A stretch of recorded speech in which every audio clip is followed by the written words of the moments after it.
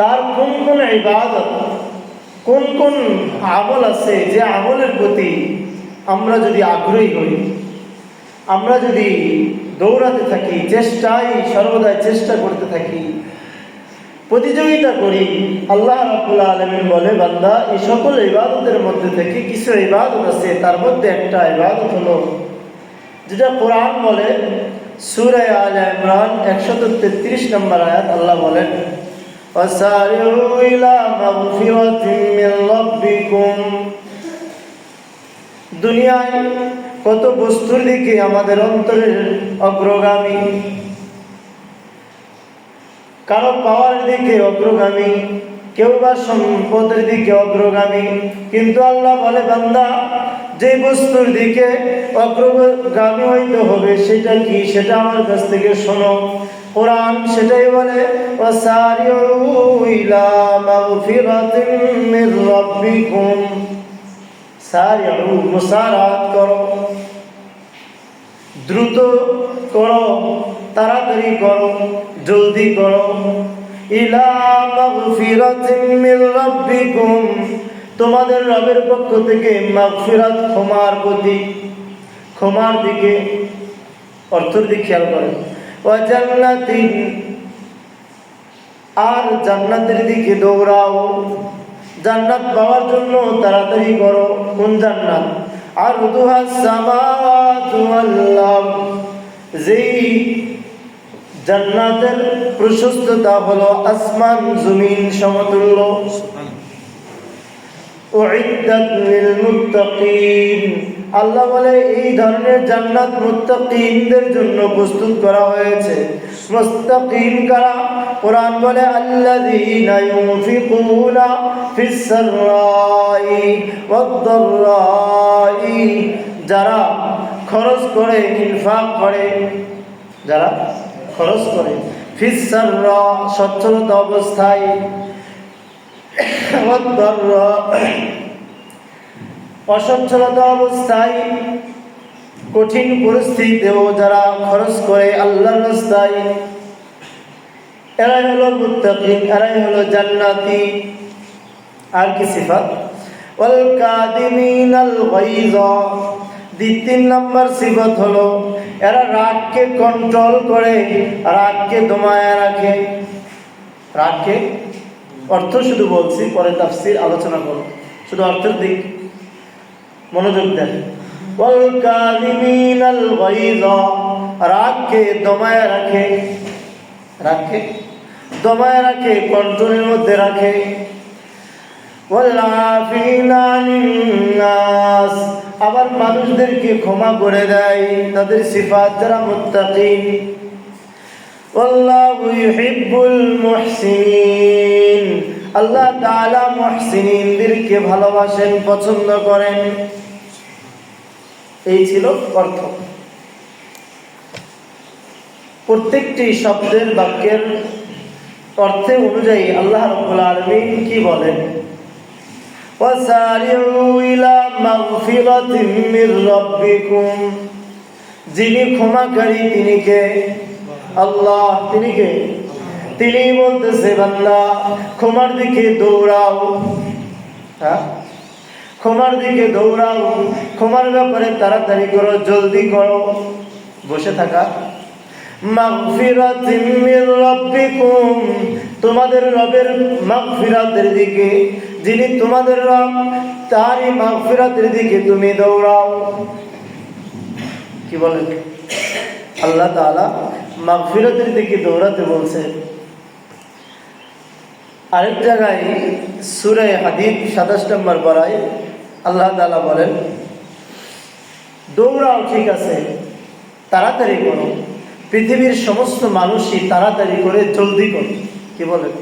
হ্যাঁ, জলদি করার ব্যাপারে কি লক্ষণীয় সেটা কোরআন সূরা হাদীদের 21 নম্বর আয়াতে বলে, সাবিকু ইলা মাগফিরাতিন মির রাব্বিকুম, এখানেও মাগফিরাতিন মির রাব্বিকুম, সাবিকু ইলা মাগফিরাতিন মির রাব্বিকুম, সাবকাত করো, মুসাবাকাত করো, প্রতিযোগিতা করো, খেয়াল করেন, এক আয়াতে আল্লাহ বলেন দৌড়াও, তাড়াতাড়ি করো, আরেক আয়াতে প্রতিযোগিতা করো।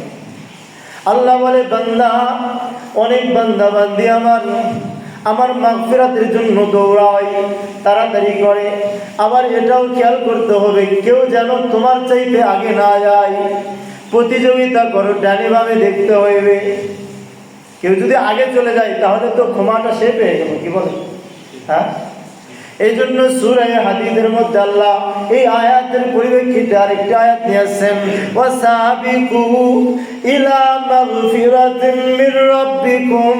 বান্দা, এক জায়গায় আমি আল্লাহ বলি সারিউ ইলা মাগফিরাতিন মির রাব্বিকুম, তোমাদের রবের মাগফিরাতের দিকে দৌড়াও। আরেক জায়গায় আমি বলি প্রতিযোগিতা করো, মানে প্রতিযোগিতা করার ক্ষেত্রে ডানে বামে তাকাও, কেউ যেন মাগফিরাতের ক্ষেত্রে তোমার আগে না যায়। যে ব্যক্তি প্রতিযোগিতায় অংশগ্রহণ করে সে ডানে বামে দেখে, তার আগে কেউ যেন, ডানে দেখে কেউ যাচ্ছে কিনা, বামে দেখে কেউ যাচ্ছে কিনা, কাউকে আগে যেতে দেয় না, কারণ এটা প্রতিযোগিতা। কার দিকে প্রতিযোগিতা করতে হবে বলেন? মাগফিরাতিন মির রাব্বিকুম। দুই জায়গায় একই অর্থ, সারিউ ইলা মাগফিরাতিন মির রাব্বিকুম।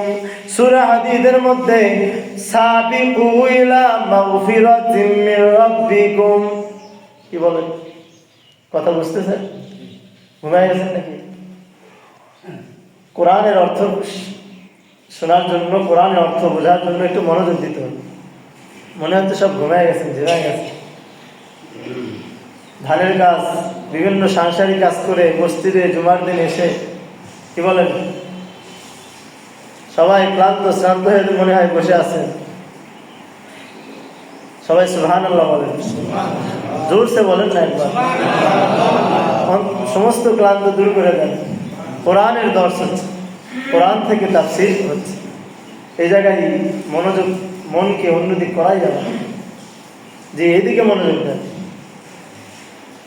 ওয়াসারিউ ইলা মাগফিরাতিন মির রাব্বিকুম।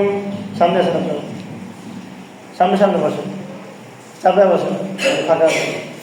আরেক জায়গায় বলেন সাবিকু ইলা মাগফিরাতিন মির রাব্বিকুম। আফসোসের বিষয়, কেউ আমরা আল্লাহর ক্ষমার দিকে দৌড়াই না, কেউ প্রতিযোগিতা করি না। যত অনৈতিক ইসলামবিহীন যত কৃষ্টি কালচার আছে সেগুলোর দিকে আজকে আমরা দৌড়াই, কি বলেন, প্রতিযোগিতাও করি। হ্যাঁ, আপনি দেখেন আমার আপনার সমাজে যেগুলো খারাপ বিষয় সেগুলোর দিকে আমরা প্রতিযোগিতা করছি। ইহকাল দুনিয়ার বিষয়, জিন্দগির যেগুলো বিষয়, দুনিয়াবী বিষয়, এগুলোর ক্ষেত্রে সবাই আজকে প্রতিযোগিতায় লিপ্ত, কি বলেন। এই সময়ে আল্লাহ তাআলা এই কোরআন আয়াত পড়েই নাযিল করেছে যে আজকে প্রতিটি মানুষ অর্থের দিকে প্রতিযোগিতায় লিপ্ত হয়েছে, সম্পদের দিকে, সম্পদ বাড়ানোর প্রতিযোগিতায় লিপ্ত হয়েছে, পাওয়ারশীল হওয়ার ব্যাপারে প্রতিযোগিতায় লিপ্ত হয়েছে। বান্দা, তোমাকে যার দিকে প্রতিযোগিতায় লিপ্ত হবে সেটা হলো মাগফিরাতিন মির রাব্বিক। কি বলেন? দুই জায়গায় আয়াত করেছি, সূরা আলে ইমরানের 133 নম্বর আয়াত আর সূরা হাদীদের 21 নম্বর আয়াত। আল্লাহ বলে এক আয়াতে সারিউ, যদি না বুঝেন সামনে বোঝানো যাবে না, এই জন্য ভালোভাবে বোঝাচ্ছি। মুসারাত করো। উলামায়ে কেরাম, মুফাসসিরিনে কেরাম বলেন মুসারাত হলো তাড়াতাড়ি করা, জলদি করা। কি বলেন? আমাদের সমাজে সমস্ত কাজের ক্ষেত্রে আজকে আমরা তাড়াতাড়ি করি, যে এক মাসের মধ্যেই না আবার 5 তলা বিল্ডিং হয়ে যায়, কি বলেন। মুসারাত করতে করতে গিয়ে আজকে আমাদের 12 মাস ব্যাপী আমাদের ফসল, আম আছে না, এরকম অনেক আমের গাছ, এগুলো কোথা থেকে আসছে? এগুলো মুসারাত থেকে আসছে।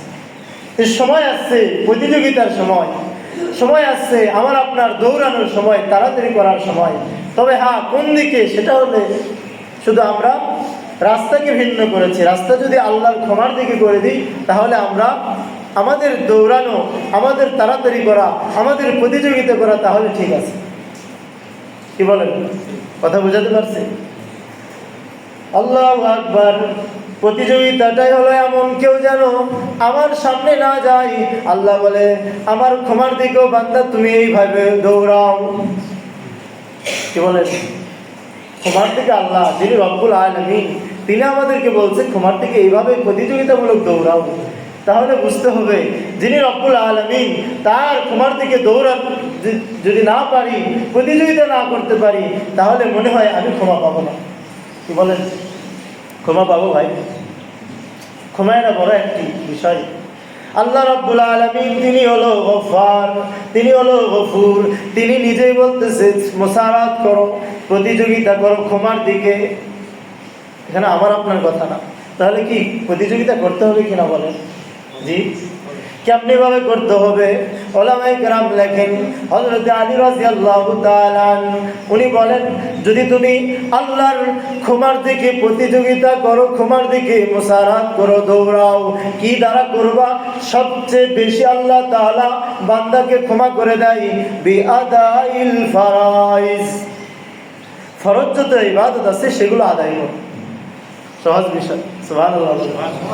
ফরজ যত আমল আছে, ফরজিয়াত যত বিষয় আছে, এগুলো তুমি ইবাদতে মগ্ন হও, আমল করো। আল্লাহ তাআলা ফরজ আদায়ের ব্যাপারে যখন বান্দা প্রতিযোগিতায় লেগে যায়, ফরজ সঠিকভাবে আদায় করে, সবচেয়ে বেশি আল্লাহ তাআলা ফরজ আদায়ের কারণে বান্দাকে ক্ষমা করে দেন। হযরত উসমান গনি রাদিয়াল্লাহু তাআলা আনহু বলেন, উনাকে যখন জিজ্ঞেস করছে আল্লাহ তাআলার ক্ষমা কিভাবে পাইবো, বলেন না একটু। হযরত উসমান বলে, তোমার আমলের ক্ষেত্রে, ইবাদতের ক্ষেত্রে তুমি ইখলাস বানাও, আল্লাহর জন্যই করছো, সেই খুলুসিয়াত নিয়ে আসো, অন্তরের মধ্যে কেবলমাত্র রব্বুল আলামিনকে নিয়ে আসো। নামাজে আসছি, জুমার দিনও যদি না যাই, তাহলে আশপাশের মানুষ কি বলবে? কি বলেন? হ্যাঁ ভাই, দুনিয়াবি বিষয়ের ক্ষেত্রে প্রতিযোগিতা আজকে বলতে হবে না আমার জন্য, কিন্তু মাগফিরাতুম মির রাব্বিকুমের দিকে প্রতিযোগিতার জন্য আল্লাহ বলছে। হযরত উসমান বলে, খুলুসিয়াত দরকার, আমি আল্লাহর জন্যই জুমায় আসতেছি, আল্লাহর জন্য ইবাদত করছি, আমি আল্লাহর জন্যই দান করছি, ইখলাস। এই অন্তরকে যদি আমি আল্লাহর জন্য খাঁটি করতে পারি, আল্লাহ হযরত উসমান বলে, তাহলে আল্লাহর ক্ষমা তুমি পাইবা। কয়জন গেল? হযরত আবুল্লাহ আলা উনি বলেন, যদি তুমি আল্লাহর কাছে বেশি বেশি চাইতে পারো, আল্লাহ তোমাকে ক্ষমা করে দিবে। ক্ষমা কিভাবে পাবেন? এক নম্বর কি, ফরজিয়ত আদায় করতে হবে। কোনো ফরজিয়ত যেন আমার থেকে না ছুটে যায়। 5 ওয়াক্ত নামাজ, রোজা, যদি হজ ফরজে থেকে হজ, ফরজিয়তের ব্যাপারে আমরা আমাদের গুরুত্ব দিতে হবে। আল্লাহ তাআলার ক্ষমা পাওয়ার বড় মাধ্যম। আল্লাহু আকবার। ক্ষমা কিভাবে মিলবে? তিনি তো গফুর, তিনি তো গফফার। আমরা যদি ইবাদত নাও করি, বসে থাকি, আল্লাহ কি ক্ষমা করে দিল? কি বলে?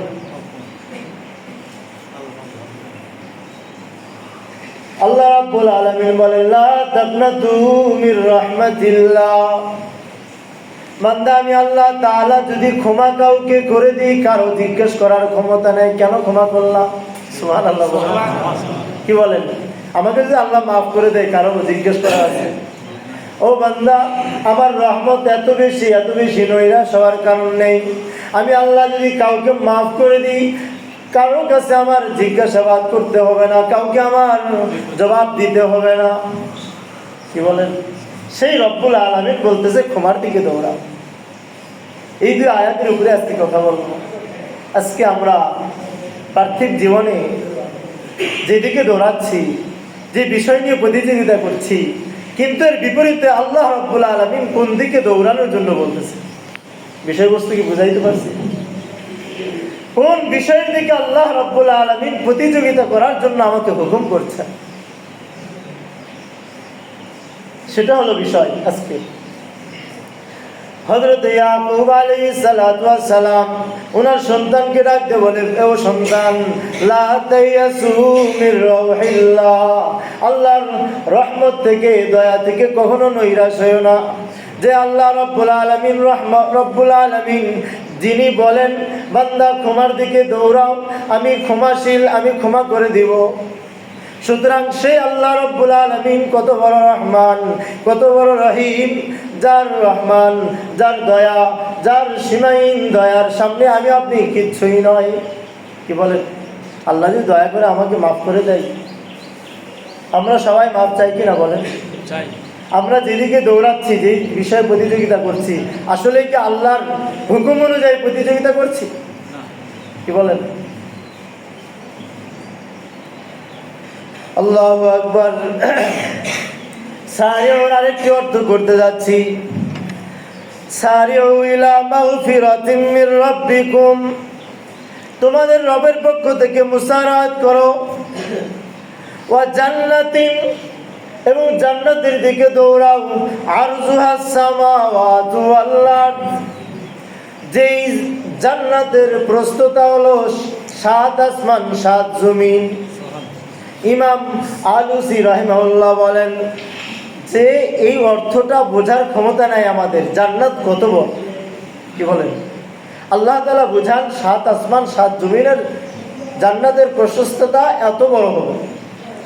যেমনি ভাবে আমরা আসমানের দিকে তাকাইলে আসমানকে দেখতে পাই, কি বলেন? যতটুকু আমাদের নজর যায় ততটুকু মনে করি এটাই আসমান। কি বলেন? কিন্তু এর চাইতে আরো বেশি দূরে আসমান কিনা? 7 জমিন, যেই জমিনে আসি, যতটুকু আসি, এটাতে আমরা মনে করি এতটুকুই জমিন। আল্লাহ বলেন যে কত বড় আমার জান্নাত, সেটার প্রশস্ততা আমি বলতে পারবো না, শুধু তোমাদের দৃষ্টি অনুযায়ী, তোমাদের ভাবনা অনুযায়ী আমি আল্লাহ 7 আসমান 7 জমিনের প্রশস্ততা মতো বলে দিলাম। হযরত ইবনে কাসির, ইমাম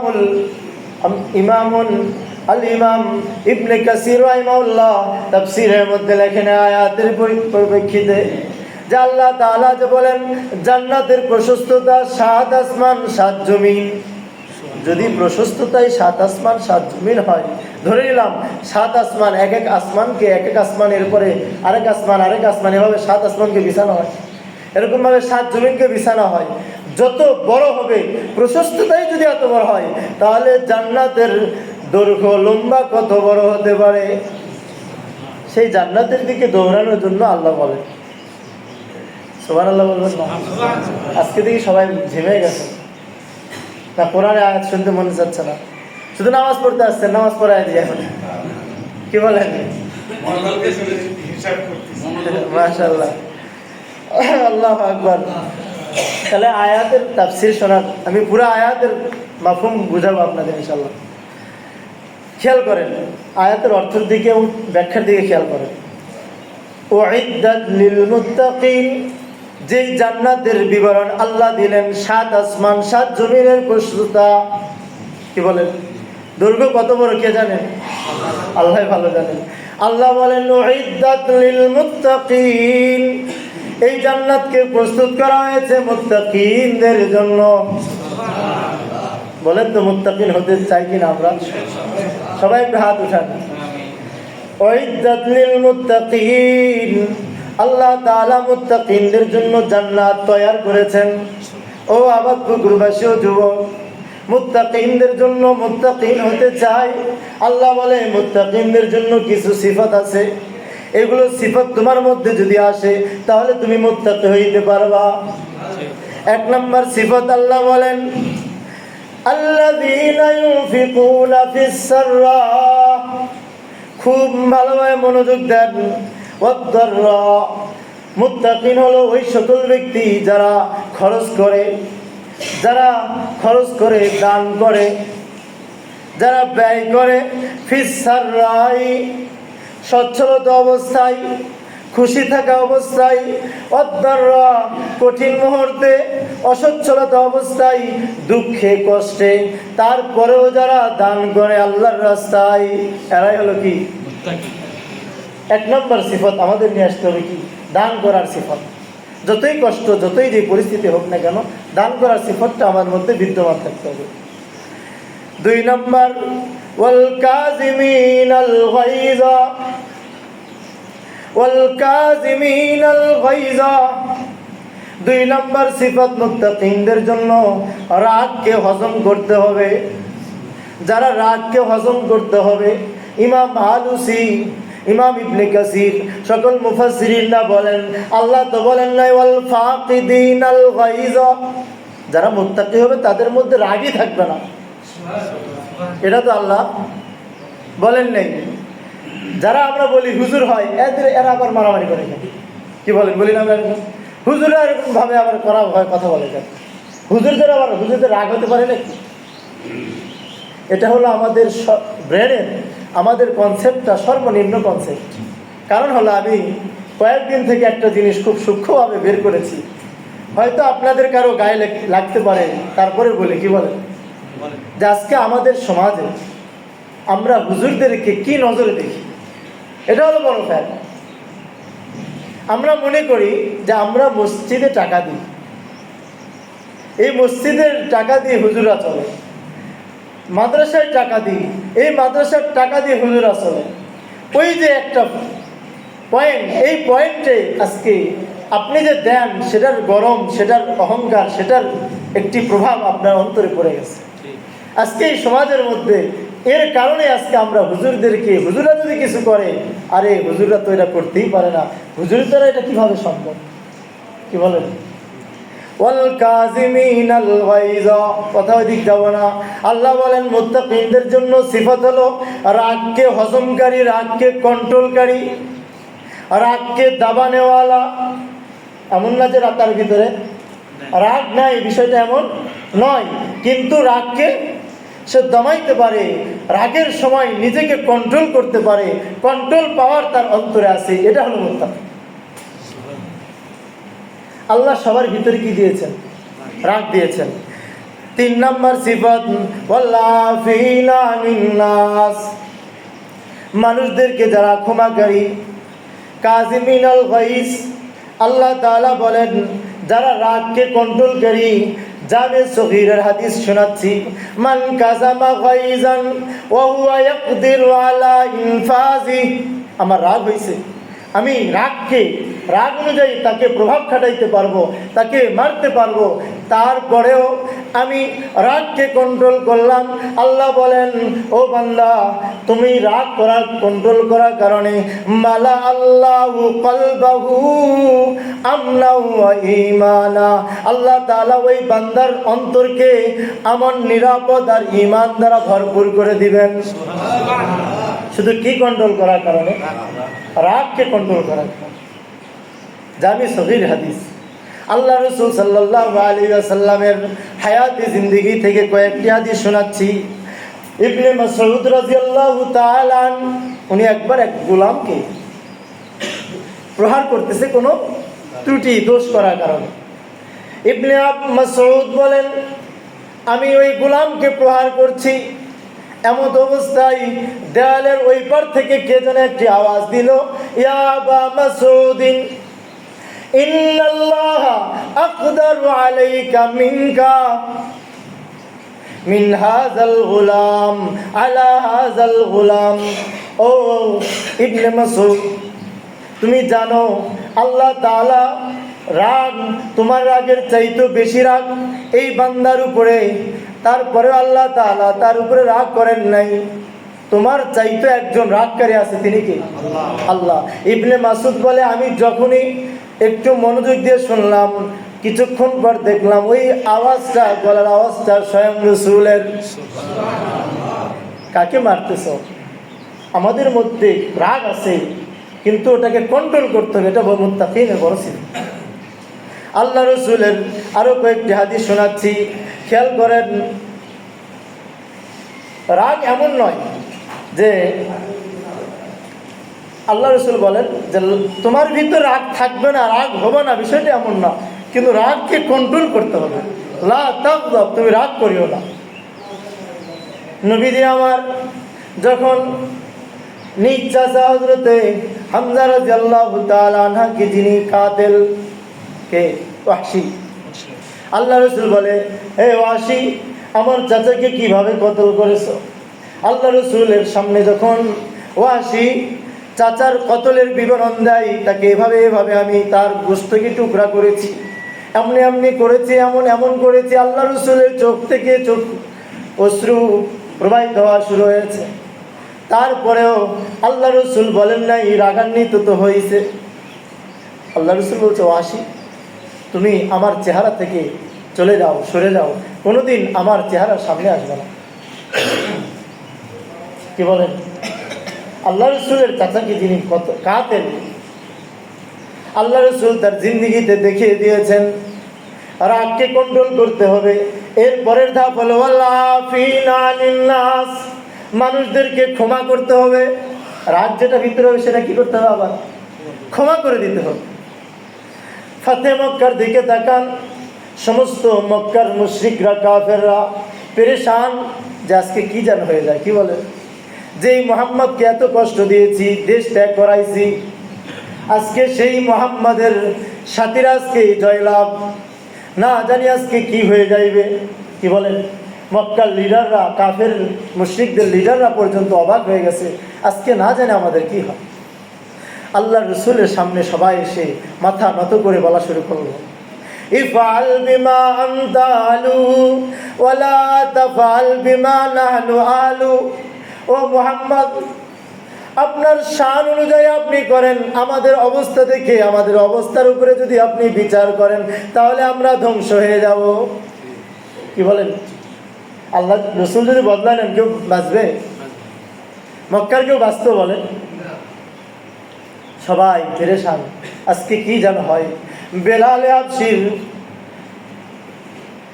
উত্তপ্ত বালির উপরে যেই কষ্ট দেওয়া হয়েছে, সেই বেলালে হাবশির আজকে সেই বদলা নেওয়া হবে।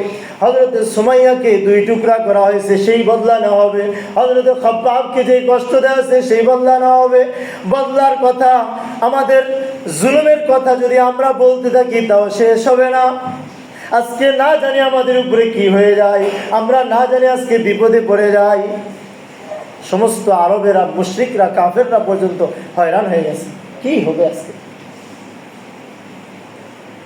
আল্লাহ রসুল মক্কা বিজয় হওয়ার পরে সাহাবেদেরকে নিয়ে বললেন, কিভাবে রাগকে কন্ট্রোল করতে হয় দেখো। সুবহানাল্লাহ। কিভাবে মাফ করতে হয় দেখো। কেউ যেন কাফেরদের মধ্যে থেকে কে যেন একটা আওয়াজ দিয়ে উঠে বলল, কি আওয়াজ? হে মুহাম্মদ, আপনি তো তেমনই করবেন যেমনি ভাবে হযরত ইউসুফ আলাইহিস সালাতু ওয়াস সালামের ভাইরা ইউসুফ যা করেছিল ইউসুফের উপরে, তারপরে ইউসুফ আলাইহিস সালাম মাফ করে দিয়েছিলেন। কি বলেন? ইউসুফ আলাইহিস সালামরা ভাইরাও তার ভাইকে কূপের মধ্যে ফেলে দেওয়ার পরেও তার ভাইয়ের সামনে যখন তারা ধরা পড়ে গেল, যখন ভাইয়ের সাথে মিল হলো ইউসুফ আলাইহিস সালামের সাথে, তখন এই কথাই বলেছে, ইফআল বিমা আনতা আলু। ও ইউসুফ, আল্লাহ আপনাকে রাজত্ব দিয়েছে, আপনি নবী হয়েছেন, শান মর্যাদাশীল ব্যক্তি হয়েছেন। আপনি যদি আপনার শানের দিকে তাকান তাহলে সেটাই ফয়সালা করেন, আমাদের অনুযায়ী ফয়সালা করেন না তাহলে ধরা খেয়ে যাব। কি বলেন? আমরা যে জুলুম অত্যাচার করেছি তার পাবো না। সেই সময় আল্লাহর হাবিব চিৎকার দিয়ে বলে, ও আমার উম্মতেরা শোনো, যে সময় হযরত ইউসুফ আলাইহিস সালাতু ওয়াস সালাম তার ভাইয়ের ব্যাপারে যে বাক্য বলেছিল, আমি মুহাম্মদ আজকে সেই বাক্য বলতেছি, লা তাসরিবা আলাইকুমুল ইয়াউম ফাযহাবু আনতুমুত তুলাকা। যাও, তোমাদের উপরে কোনো পাকড়াও নাই, তোমাদের উপরে কোনো বদলা নেওয়া নাই, যাও তোমরা আজ থেকে স্বাধীন। ইউসুফ আলাইহিস সালাম যে বাক্য বলেছিল, আমার আপনার নবীও মুত্তাকিনদের সিফত হলো রাগ কন্ট্রোল করতে হবে। মজার একটি ঘটনা নিয়ে আসছে মুফাসসিরিনরা, বলবো কিনা বলেন? হযরতে আলী রাদিয়াল্লাহু তাআলা ছেলের নাম হোসেন, হুসাইনের সন্তান হল জাইনুল আবিদিন। কি নাম? জাইনুল আবিদিন, মনে রাখবেন, বড় ফকিহ। উনি একদিন ওযু করতেছেন। কি করছেন? ওযু করার সময় তার বাদী তাকে পানি ঢালতেছে, ঢালা অবস্থায় ওই মশকটা, যেটা পানির পাত্র, এটা পরে তার জামা পর্যন্ত মেখে গেছে। হযরতে জাইনুল আবিদিন তাকাইছে, সুবহানাল্লাহ। জাইনুল আবিদিন তাকানোর পরে বাদীটা ভয় পেয়ে গেছে, কি জানো হয়। হযরত যায়নুল আবিদিন কোরআনের এই আয়াত, এই অংশটা পড়া শুরু করলো, ওয়াল কাযিমিনাল গায়যা, ও বাদী তুমি ভয় করিও না, আমি আমার রাগ হইছে, আমার শরীরকে তুমি অপরিষ্কার করে দিয়েছো, ওই রাগকে কন্ট্রোল করে দিয়েছি। সুবহানাল্লাহ। বাদী তো কোরআন জানতো, কি বলেন সেই সময়ের বাদী বলতেছে ঠিক আছে, রাগ কন্ট্রোল করছেন, এরপরে আয়াত অংশটা আমি বলে দিই, আফিনা আনিন নাস, আপনি আমাকে মাফ করেছেন তো। সুবহানাল্লাহ। যায়নুল আবিদিন বলতেছে হ্যাঁ। তখন এরপরে আয়াতের অংশ, ওয়াল্লাহু ইউহিব্বুল মুহসিনিন, আল্লাহ মুহসিনিনদেরকে ভালোবাসেন। তখন বাদী বুঝতে পারছে মাফও করে দিছে, আবার এর বদলা স্বরূপ যখন এই আয়াতের অংশটা বাদী পড়ছে, আল্লাহ ইউহিব্বুল মুহসিনিন, রাগ হয়েছে, রাগকে কন্ট্রোল করছে, কন্ট্রোল করার পরে মাফ করে দিছে, তাই না? তৃতীয় কি কাজ করছে, তাকে এহসান করছে। এহসানটা কি? ও বাদী, তুমি যখন কোরআনের এই অংশটা বলতে পারছো, যা আমি আল্লাহর রাস্তায় তোমাকে স্বাধীন করে দিলাম, আজাদ করে দিলাম। উলামায়ে কেরাম বলেন আখলাক 3 প্রকার। কয় প্রকার? 1 নম্বর খুলুকে হাসান, মনে রাখবেন। 1 নম্বর কি? খুলুকে হাসান। 2 নম্বর খুলুকে আহসান। 2 নম্বর খুলুকে আহসান। 3 নম্বর খুলুকে কারীম। 3 নম্বর কি? এই আয়াতের এই পুরা সামনে যে 3টা, একটা হলো খুলুকে হাসান, রাগ হয়েছে, আপনি রাগকে কন্ট্রোল করছেন, এটা হলো খুলুকে হাসান। 2 নম্বর রাগ হয়েছে, রাগ কন্ট্রোল করার পরে আবার রাগকে মাফ করে দিয়েছে, এটা খুলুকে আহসান, পরের ধাপ। 3 নম্বর হলো রাগ হয়েছে, রাগ কন্ট্রোল করছেন, এরপরে মাফও করছেন। 3 নম্বর হলো এর বদলা স্বরূপ তাকে আহসান করেছেন, এটা খুলুকে কারীম। কয়টা চরিত্র বললাম? কয়টা আখলাক বললাম? কোরআন এই 3টা এক জায়গায় এক আয়াতে 3 বাক্যে বলে। ওয়াল কাযিমিনাল গায়যা, খুলুকে হাসান, রাগকে কন্ট্রোলকারী। ওয়াল আফিনা আনিন নাস, মাফকারী, রাগ হইছে রাগকে মাফকারী, খুলুকে আহসান। 3 নম্বর ওয়াল্লাহু ইউহিব্বুল মুহসিনিন, সে ইহসানকারী, খুলুকে কারীম। সুবহানাল্লাহ বলেন। আল্লাহ রসুলের দরবারে এক গ্রাম্য ব্যক্তি আছে। কি গ্রাম? এক বুদ্ধ সাহাবী। আচ্ছা, রসুল শীতের দিন রসুল গনিমতের মাল ভাগ করে দিচ্ছে, পিছন থেকে এসে রসুলের চাদর টান দিচ্ছে। চাদর টান দেওয়ার ফলে রসুলের গলায় লাগছে পেঁয়াজ। চাদরের পেঁয়াজ থাকে না শীতের দিন, রসুলের জখম হয়ে গেছে। আল্লাহ নবী ওই ব্যক্তির দিকে চক্ষু ইশারা করে তাকাইছে। তাকানোর কারণে ওই ব্যক্তির চেহারায় কোনো ভয়ের কোনো ছাপ নেই। সুবহানাল্লাহ বলেন। তুমি কি জন্য আসছো? তোমার কি খবর? তখন বলছে আমি আসছি হলো সবাইকে ভাগ করে দিচ্ছেন, আমি 2টা উট নিয়ে আসছি গনিমতের মাল নেওয়ার জন্য। আল্লাহ নবী বলেন বুঝলাম, গনিমতের মাল নেওয়ার জন্য আসছো, কিন্তু আমার সাথে যেই জখমটা করলে এটার কি? সুবহানাল্লাহ বলেন। আল্লাহ রসুল যখন ওই ব্যক্তির চেহারায় দেখছে কোনো ছাপ নাই ভয়ের, আল্লাহ রসুল কেসে বলতেছে আমি জানি আপনি, কেউ যদি আপনাকে কোনো কষ্ট দেয়, জখম দেয়, সেটার বদলা আপনি খুলুকে কারীম দ্বারা দেন। সুবহানাল্লাহ বলেন। হে নবী মুহাম্মদ, আমি শুনেছি আপনার চরিত্র হলো খুলুকে কারীম। আপনার সাথে কেউ কোনো ঝামেলা করলো, কেউ আপনাকে কষ্ট দিল, ওটা আপনি রাগকে কন্ট্রোল করেন, আবার মাফও করেন, আবার এহসান দেন। যখন এই ব্যক্তিটি এমন বলছে, আমি শুনেছি ইয়া রাসূলুল্লাহ আপনি নাকি কারো বদলা খুলুকে কারীম দ্বারা দেন, ভালো জিনিস দ্বারা দেন, সেই জন্য আমি আপনার সাথে এমনটি করেছি। আল্লাহ রসুল মুস্কি হাসি দিয়েছে। রাগকে কন্ট্রোল করা, যদি রাগের সময় রাগ আসে, আল্লাহ রসুল বলে তাহলে তুমি দাঁড়িয়ে থাকলে বসে যাও, আর না হয় তুমি ওযু করো। কি বলেন? এক সাহাবী এসে ইয়া রাসূলুল্লাহ রাগকে কন্ট্রোল করতে পারি না। আল্লাহ রসুল বললেন তুমি বেশি বেশি আউযু বিল্লাহি মিনাশ শাইতানির রাজিম পড়ো, আল্লাহর কাছে পানা চাও। কি বলেন? আল্লাহু আকবার। ইন্নামাশ শাদীদু বিল্লাযী ইয়ামলিকু নাফসাহু ইনদাল গাযাব, রাগের সময় যে নিজেকে কন্ট্রোল করলো সেই হলো আসল প্রকৃত পুরুষ। কি বলেন? আল্লাহু আকবার। আয়াত শেষ, অর্থ শেষ। সামনে থেকে ইনশাআল্লাহ এরপর থেকে হবে। তাহলে আমরা এই আয়াত থেকে কয়টা জিনিস পেলাম? তিনটা। আখলাক কয় প্রকার? কি কি? খুলুকে হাসান, খুলুকে আহসান, খুলুকে কারীম।